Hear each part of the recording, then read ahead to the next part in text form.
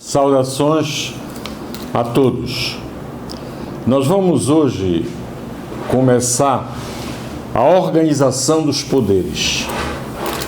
A organização dos poderes está a partir do artigo 44 da Constituição Federal.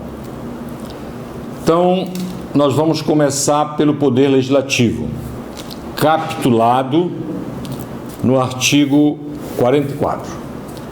Que diz assim: o Poder Legislativo ele é exercido pelo Congresso Nacional, que se compõe da Câmara dos Deputados e do Senado Federal.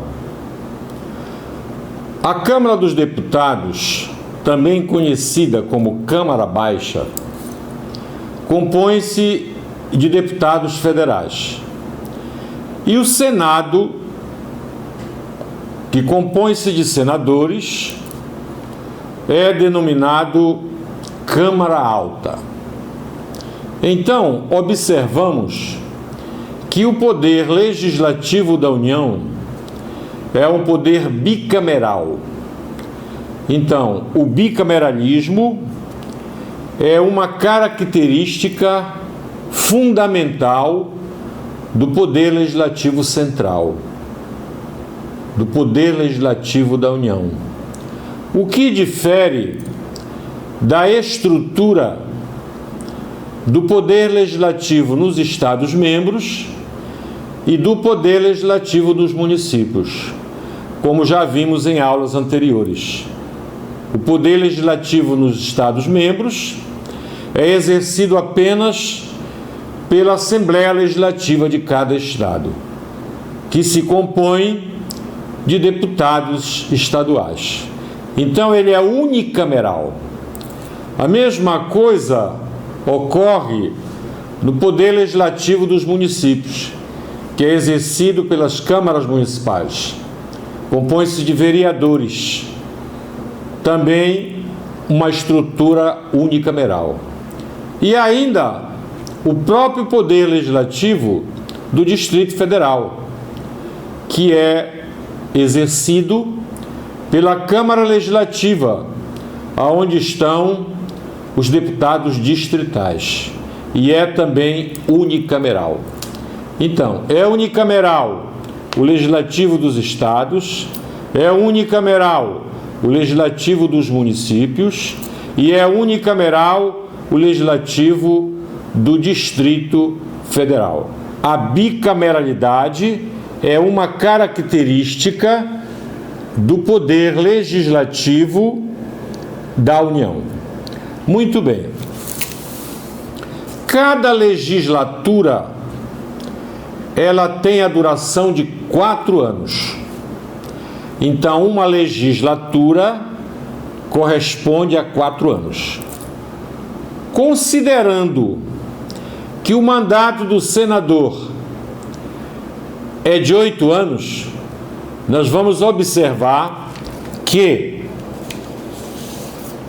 o mandato de um senador tem 2 legislaturas, né? Se uma legislatura é 4 anos, o mandato de um senador é 8, e tem um mandato de senador, tem 2 legislaturas. O que difere da Câmara, mandato de um deputado? O mandato de deputado são 4 anos.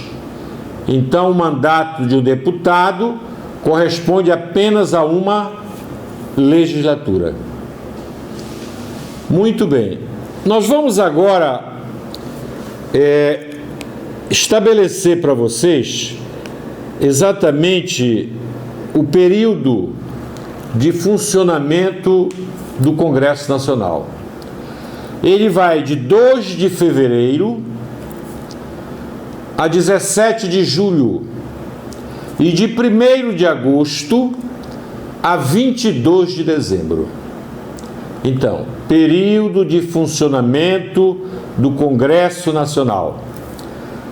2 de fevereiro, 2 de 2, a 17 de julho, 17 de 7, e 1º de agosto a 22 de dezembro. Esse período é chamado de período legislativo ordinário. Então, o período legislativo ordinário é o período de funcionamento do Congresso Nacional dentro do ano, começando em 2 de fevereiro, indo até 17 de julho. Depois, 1º de agosto a 22 de dezembro. Então, veja bem, de 2 de fevereiro a 17 de julho, nós temos um funcionamento, primeiro período. Aí o Congresso entra em recesso. Aí ele volta, 1º de agosto, e vai até 22 de dezembro. 22 de dezembro ele entra de novo em recesso, certo? O recesso dos deputados é o que nós podemos dizer que é as férias do deputado. Assim como nós temos férias, os deputados também têm, não é?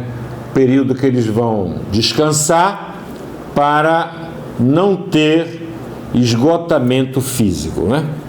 Bom, mas neste período de recesso, que vai a partir de 17 de julho e depois começa novamente em 22 de dezembro, ele pode ser convocado extraordinariamente, o Congresso. Pode ser convocado extraordinariamente, de acordo com o que estabelece o artigo 57 da Constituição Federal. Vamos ver aqui o artigo 57. Parágrafo 6º diz assim: a convocação extraordinária do Congresso Nacional far-se-á, inciso 1 do parágrafo 6º do artigo 57, pelo presidente do Senado, em caso de decretação de estado de defesa ou intervenção federal, ou de pedido de autorização para a decretação de estado de sítio e para compromisso e a posse do presidente e do vice-presidente da República. Então, repito, o inciso 1 diz: pode ser convocado extraordinariamente pelo presidente do Senado, em caso de decretação de estado de defesa ou de intervenção federal, de pedido de autorização para a decretação de estado de sítio e para o compromisso e a posse do presidente e do vice-presidente da República. Então aí é convocação extraordinária. Estando em recesso, ele será convocado. O inciso 2, pelo presidente da República, pelos presidentes da Câmara dos Deputados e do Senado Federal, ou a requerimento da maioria dos membros de ambas as casas, em caso de urgência ou de interesse público relevante, em todas as hipóteses deste inciso, com a aprovação da maioria absoluta de cada uma das casas. Muito bem.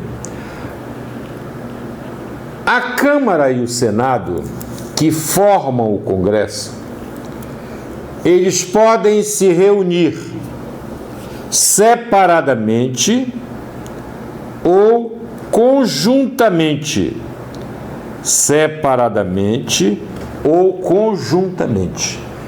Na realidade, nós podemos dizer que o Congresso só é concreto quando estão reunidas duas casas. Quando eles estão reunidos separadamente, não é concreto. Então, a Constituição prevê as situações em que o Congresso Nacional poderá ser convocado para uma sessão conjunta. Quando? Quando for inaugurar uma sessão legislativa.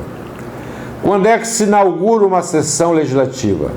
É no primeiro dia de funcionamento. Então vai ser no dia 2 de fevereiro de cada ano. Ele se reúne conjuntamente para inaugurar a sessão legislativa. Outra situação em que ele se reúne para conjuntamente. Ele se reúne para dar posse ao presidente e o vice-presidente da República. Então, é sessão conjunta também. E ele se reúne ainda em sessão conjunta quando for para apreciar o veto do presidente da República. Todas as vezes que o presidente vetar um projeto de lei, este veto deverá ser submetido à apreciação do Congresso Nacional. Então, se o veto for aceito, o projeto é arquivado. Se o veto for rejeitado, o projeto voltará ao presidente da República para promulgar. Se não promulgar, vai para o presidente do Senado. Se não promulgar, vai para o vice-presidente do Senado, né? Há pouco tempo nós observamos aí a votação de um veto do presidente da República, né? Que foi rejeitado no Senado, mas foi confirmado na Câmara. Então, para que fosse arquivado, teria que ser rejeitado nas duas casas. Muito embora a sessão seja conjunta, mas a votação é feita em separado. Certinho? Vamos anotar alguma coisa aí. Vamos anotar primeiramente o item 1, que fala funcionamento do Congresso Nacional. Coloquem: o poder legislativo é exercido pelo Congresso Nacional,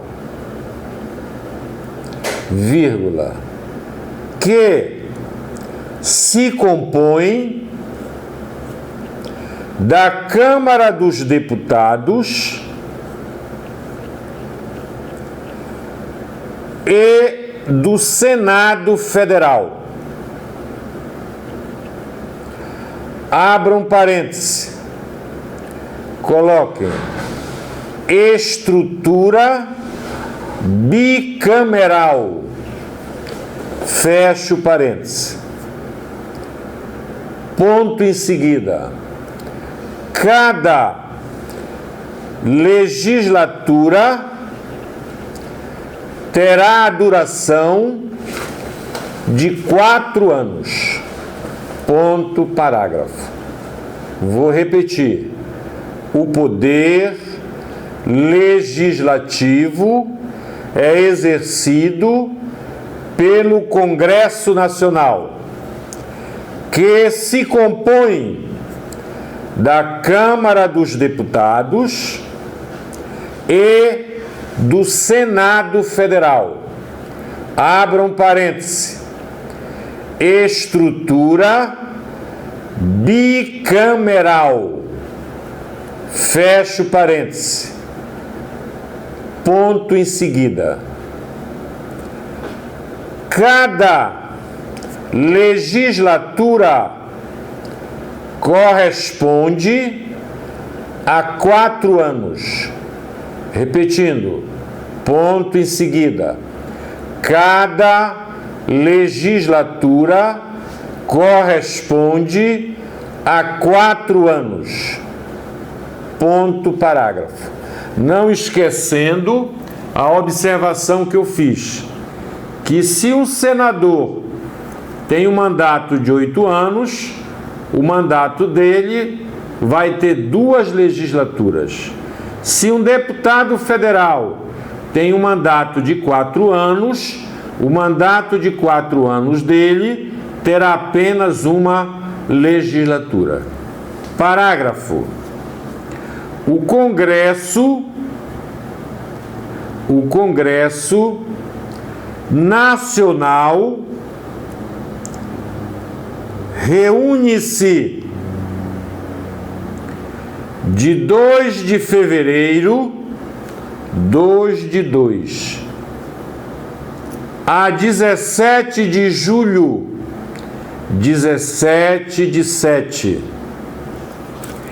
e de 1º de agosto, 1 de 8, a 22 de dezembro, 22 de 12. Abram parênteses. Período legislativo ordinário. Fecho parênteses. Vou repetir.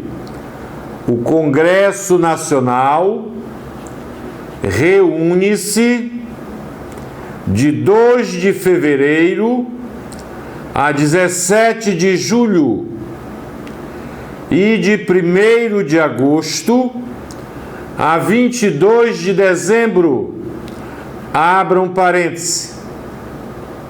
Período legislativo ordinário. Fecho parênteses. Ponto em seguida. O Congresso Nacional poderá ser convocado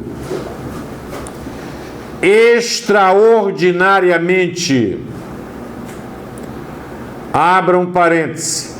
Artigo 57, parágrafo 6º, inciso 1 e 2.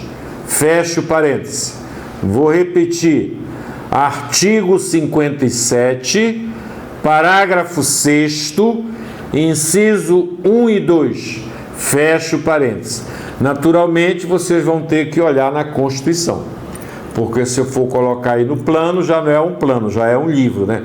Então, vocês têm que ter o plano e a Constituição ao lado. Ponto parágrafo. As casas legislativas reúnem-se separadamente ou conjuntamente. Repetindo, as casas legislativas reúnem-se separadamente ou conjuntamente. Parágrafo. O Congresso Nacional reúne-se em sessões conjuntas, entre outras, para praticar atos previstos no artigo 57, parágrafo 3º, inciso 1, 2, 3 e 4. Vamos então ao item 2. Mesa do Congresso Nacional. Eu vou explicar o que é a mesa do Congresso Nacional. A mesa é quem dirige o Congresso Nacional. Nós temos mesa da Câmara, que é quem dirige a Câmara. Nós temos a mesa do Senado, que é quem dirige o Senado. E nós temos a mesa do Congresso, que é quem dirige o Congresso. A mesa da Câmara é composta só por deputados federais. A mesa do Senado é composta só por senadores. A mesa do Congresso é composta por deputados e senadores. Ela é mista. Então, evidentemente que quem preside a Câmara é um deputado. Quem preside o Senado é um senador. Quem preside o Congresso é o presidente do Senado. Então, o presidente do Senado, ele tem duas funções. Ele preside o Senado, quando o Senado está se reunindo separadamente, e ele preside o Congresso, quando estão reunidos Câmara e Senado. Então, o presidente do Senado, além de presidente do Senado, ele também é o presidente do Congresso. Então, a mesa do Congresso fica presidente do Senado, primeiro vice-presidente da Câmara, segundo vice-presidente do Senado, primeiro secretário da Câmara, segundo secretário do Senado, terceiro secretário da Câmara, quarto secretário do Senado. Esta é a mesa do Congresso Nacional. Ela é mista, certo? Vocês vão ter dificuldade para encontrar esse livro, porque ele está no regimento interno do Congresso Nacional. Mas eu vou ditar para vocês bonitinho. Então, presidente do Congresso é o presidente do Senado.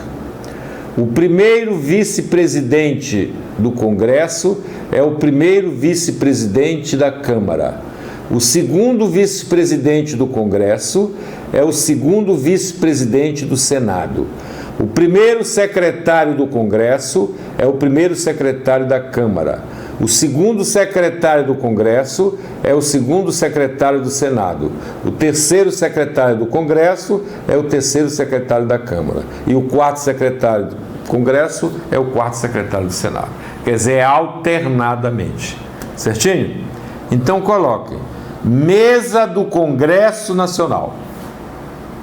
Bem devagarinho para a gente não se atrapalhar. A mesa do Congresso Nacional será presidida pelo presidente do Senado. Em seguida, os demais cargos serão exercidos alternadamente pelos ocupantes de cargos equivalentes na Câmara dos Deputados e no Senado. 2 pontos. Coloquem. Primeiro vice-presidente da Câmara. Ponto e vírgula. Segundo vice-presidente do Senado. Ponto e vírgula. Primeiro secretário da Câmara. Ponto e vírgula. Segundo secretário do Senado. Ponto e vírgula. Terceiro secretário da Câmara. Ponto e vírgula. Quarto secretário do Senado. Vou repetir. Após os 2 pontos. Primeiro vice-presidente da Câmara. Ponto e vírgula. Segundo vice-presidente do Senado. Ponto e vírgula. Primeiro secretário da Câmara.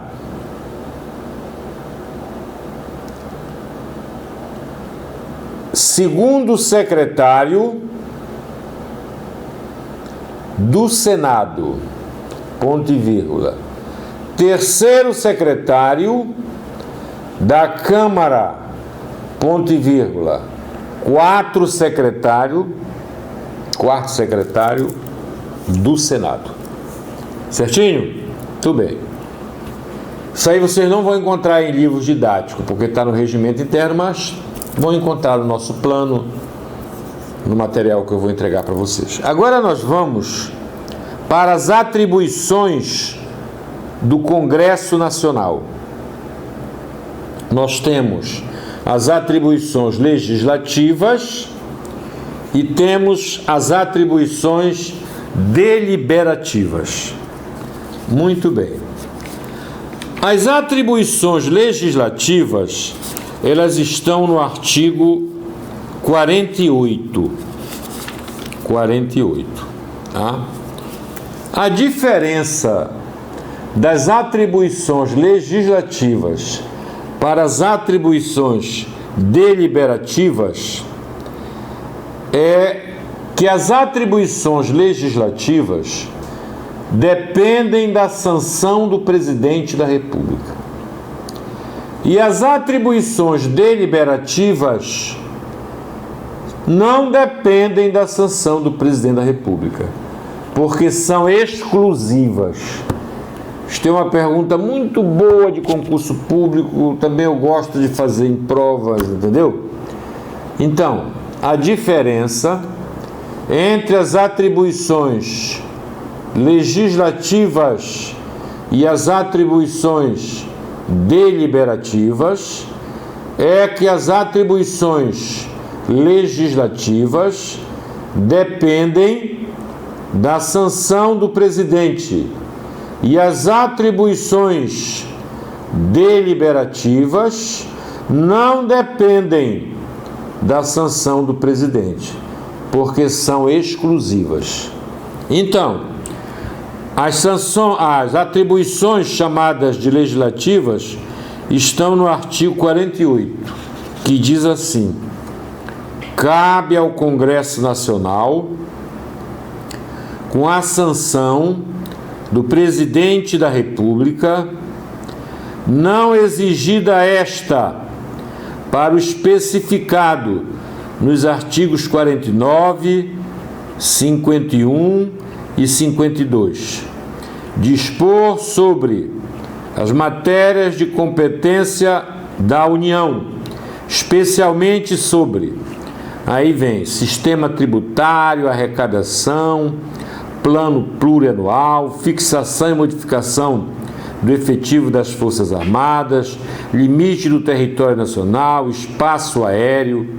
Então nós temos aqui 15 incisos, que são 15 atribuições legislativas, que o Congresso legisla, faz a lei, mas não precisa da sanção do presidente. Certinho? Então, esses 15 incisos, cabe a vocês memorizar, porque eu não posso fazer isso por vocês. Se pudesse, até faria, porque vocês merecem, vocês são gente fina, mas eu não posso. O meu cérebro é um, o cérebro de vocês é outro, né?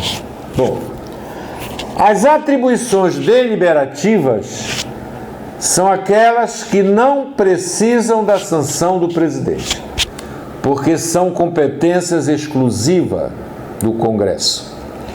Então elas estão no artigo 49, que diz assim: é da competência exclusiva do Congresso Nacional. Aí vem, Inciso 1. Resolver definitivamente sob tratado, acordos ou atos internacionais. Autorizar o presidente da República a declarar guerra, celebrar a paz e permitir que forças estrangeiras transitem pelo território nacional ou nele permaneçam temporariamente. Autorizar o presidente e o vice-presidente da República a ausentar-se do país, quando a ausência não exceder a 15 dias. Então, estas competências deliberativas, elas têm 17 incisos. É uma atribuição de vocês também memorizar, né? Vai lendo devagarinho e tal. A gente memoriza tudo aquilo que nos interessa, né? A gente memoriza, com certeza. Então, eu acredito que o direito constitucional interessa a vocês, né? E neste momento vai interessar tanto as atribuições legislativas como as atribuições deliberativas. Então vamos anotar. Atribuições legislativas. Coloquem pelas quais cabe ao Congresso Nacional, vírgula, com a sanção do Presidente da República, deliberar sobre as matérias de competência da União, vírgula, especialmente aquelas previstas no artigo 48 e incisos. Vou repetir.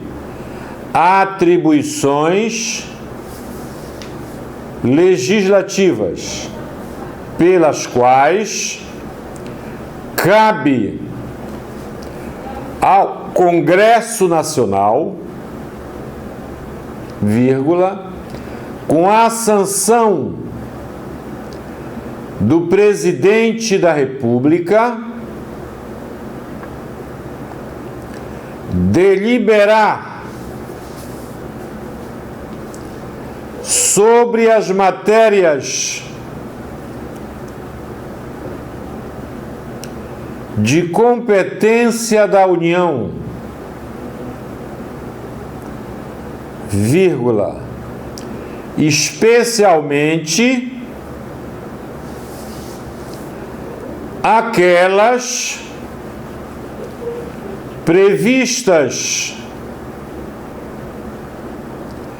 no artigo 48 e incisos. Atribuições deliberativas. Coloquem o Congresso Nacional tem competência exclusiva,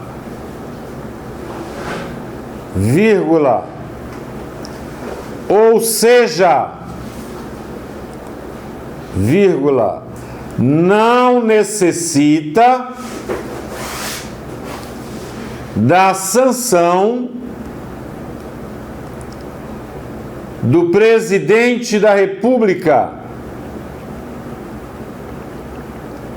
Em seguida, estão previstas no artigo 49 e incisos. Repetindo, atribuições deliberativas. o Congresso Nacional tem competência exclusiva, vírgula, ou seja, vírgula, não necessita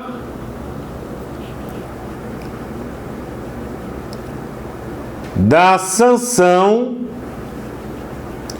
do presidente da República. Ponto em seguida. Estão previstas no artigo 49 e incisos. Muito bem.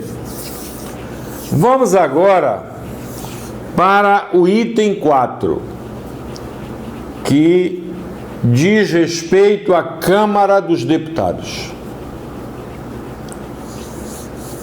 Os deputados representam o povo e são eleitos em proporção aos habitantes.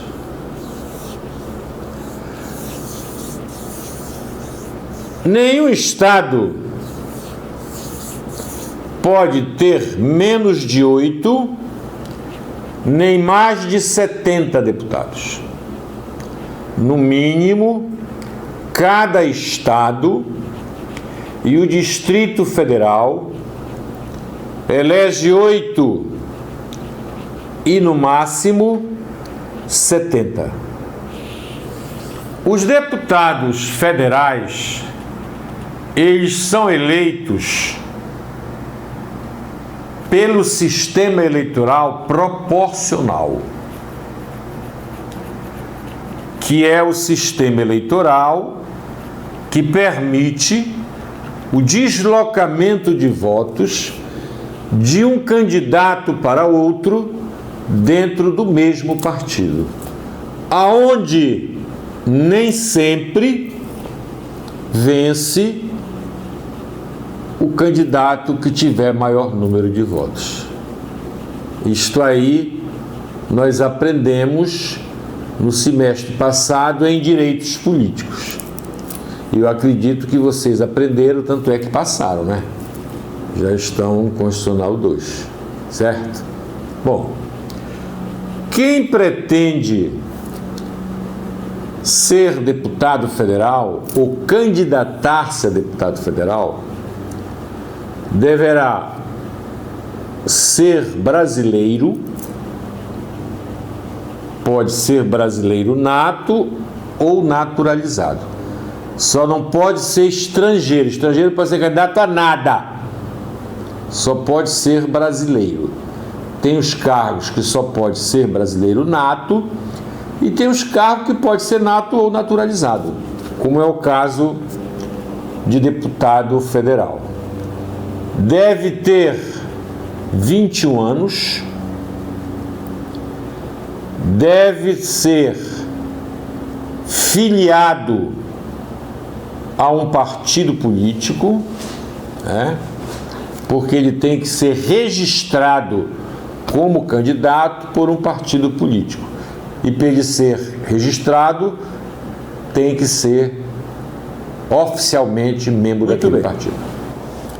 Então, vamos anotar alguma coisa sobre os deputados, sobre a Câmara dos Deputados, né? Coloque: os deputados representam o povo e são eleitos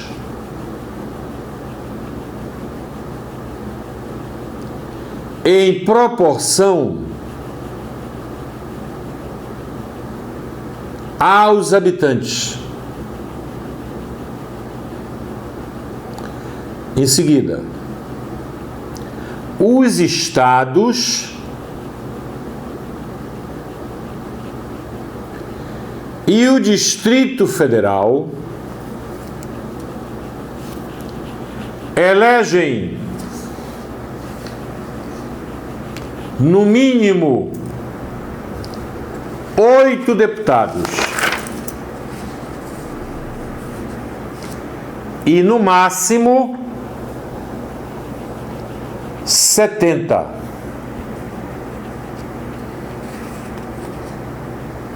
Em seguida, os deputados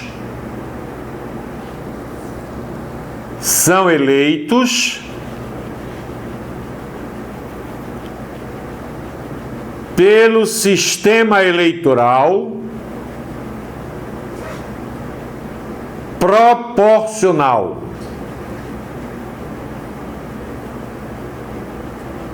Em seguida, a competência privativa da Câmara está prevista no artigo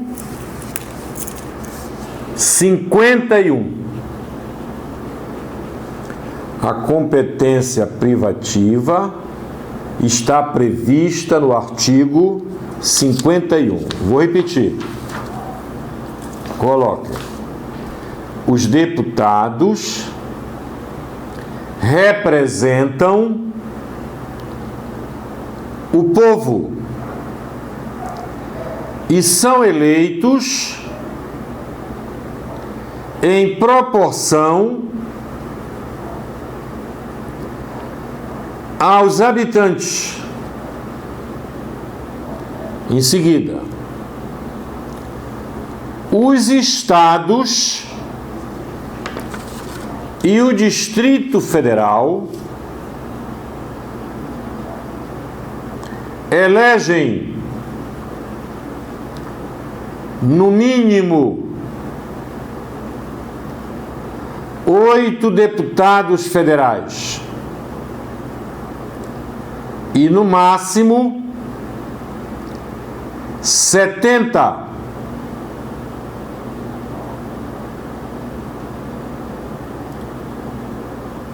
Ponto em seguida. Os deputados são eleitos pelo sistema eleitoral proporcional.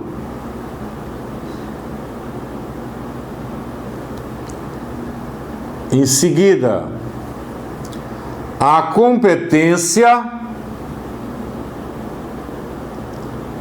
privativa da Câmara dos Deputados está previsto no artigo 51.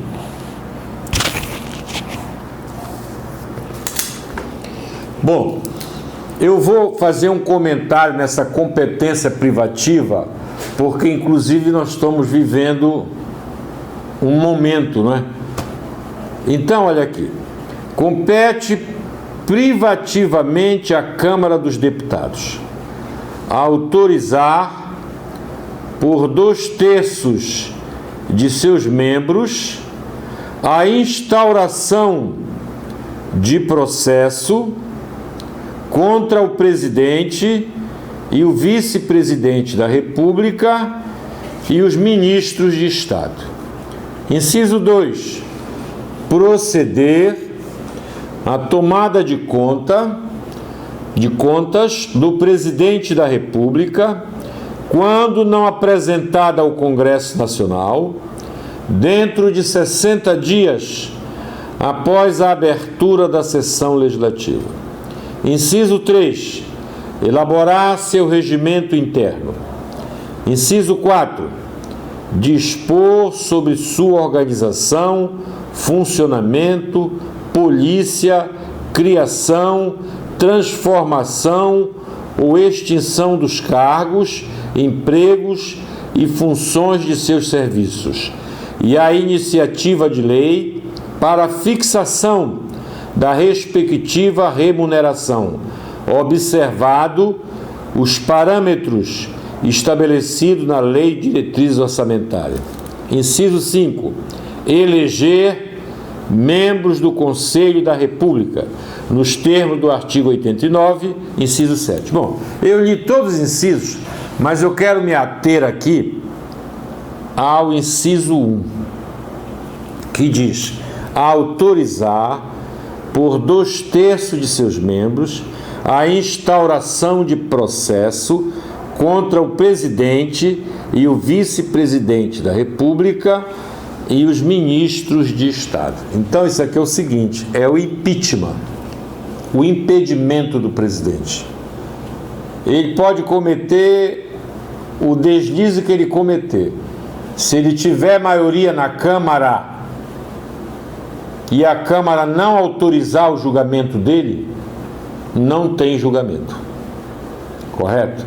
E a Câmara tem que autorizar por 2/3 de seus membros. Vocês observaram, por exemplo, que o impedimento da Dilma foi admitido, porque ela usou verbas do orçamento destinado a determinado assunto, ela usou em outra matéria. E aí ela cometeu um crime de responsabilidade porque ela feriu uma exigência da Constituição. O que todo presidente da República faz, né? Mas a Dilma, como não era simpática à Câmara, né, principalmente ao presidente da Câmara, ele aceitou o impeachment, colocou em votação e ela teve o seu mandato cassado, né? Só não teve os direitos políticos suspensos. Logo depois, assumiu o vice-presidente, que pegaram ele com dinheiro no palácio, de madrugada. Ele recebia as maletas de madrugada, o Temer. Mas acontece que os deputados não acreditaram, correto? E não aceitaram a denúncia contra ele. Aí então não teve impeachment. Agora, o presidente Jair Bolsonaro, vocês têm observado aí que ele compôs com o Centrão, que é um aglomerado de vários partidos, onde tem vários respondendo por crime. Pegou o presidente do PTB, que já foi para a cadeia por causa de mensalão, exatamente para assegurar, correto, qualquer denúncia contra ele que caiba impeachment, que não seja aceito esse impeachment. Impeachment quer dizer impedimento. Então vocês observam a importância que tem a Câmara dentro da estrutura do equilíbrio dos poderes, né? Então, qualquer que seja o deslize cometido pelo presidente, que estão aqui no artigo 85, olha, da responsabilidade do presidente da República. São crimes de responsabilidade os atos do presidente da República que atentem contra a Constituição Federal, especialmente contra, inciso 1, a existência da União, o livre exercício do Poder Legislativo, do Poder Judiciário, do Ministério Público, dos poderes constituídos das unidades da Federação. Inciso 3, exercício dos direitos políticos individuais e sociais. Inciso 4, a segurança interna do país. Inciso 5, a probidade administrativa. Inciso 6, a lei orçamentária. Aqui foi que a Dilma escorregou. O orçamento é tudo dividido e ela usou verbas de algo em outra coisa que não tinha a ver. Então, feriu o artigo 85, mais precisamente no inciso 6. Então, incorreu num crime de responsabilidade. Culminou com a cassação do mandato dela. Muito bem. Vamos ao Senado Federal. O Senado compõe-se de representantes do Estado, dos estados e do Distrito Federal, eleitos pelo sistema eleitoral majoritário. É o sistema eleitoral majoritário simples. Ganha quem tiver maior número de votos. Cada estado e o Distrito Federal elege igualmente 3 senadores. É a representação que nós chamamos paritária, igualitária. Não interessa a importância econômica, territorial.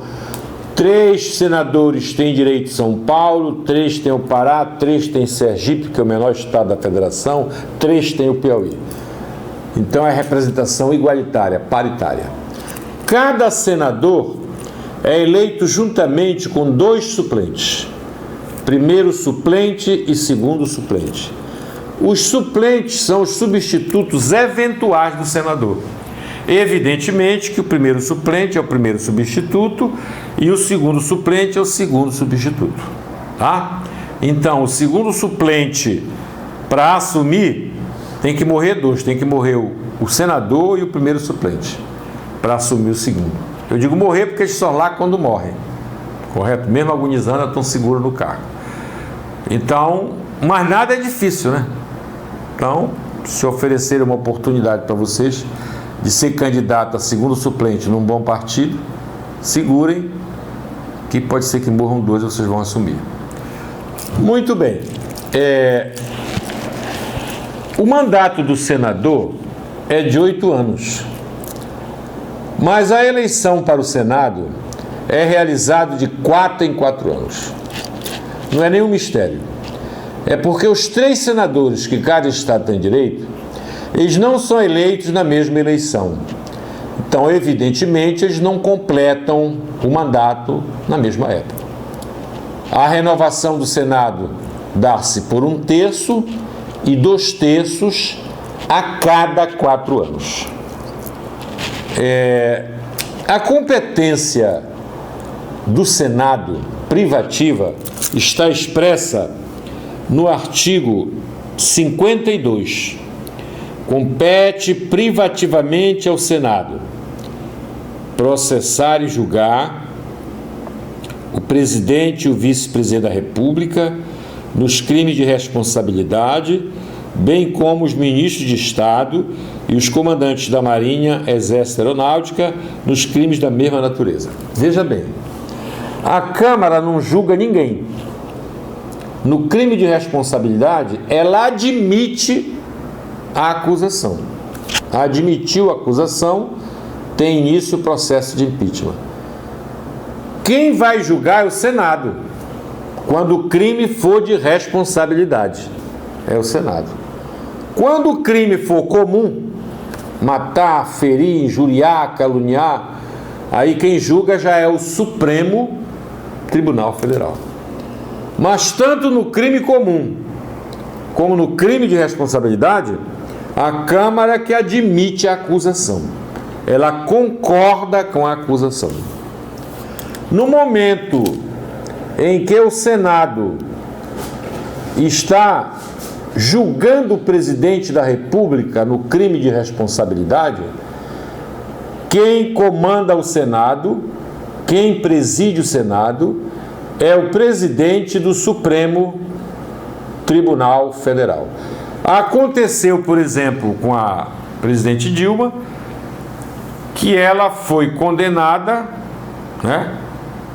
Foi julgada, foi cassada, mas fizeram uma outra votação separada e ela não teve os direitos políticos suspensos. Verdadeiramente um fenômeno, um milagre, certo? Bom, então o Senado Federal, e vocês anotam na próxima aula, tá ok?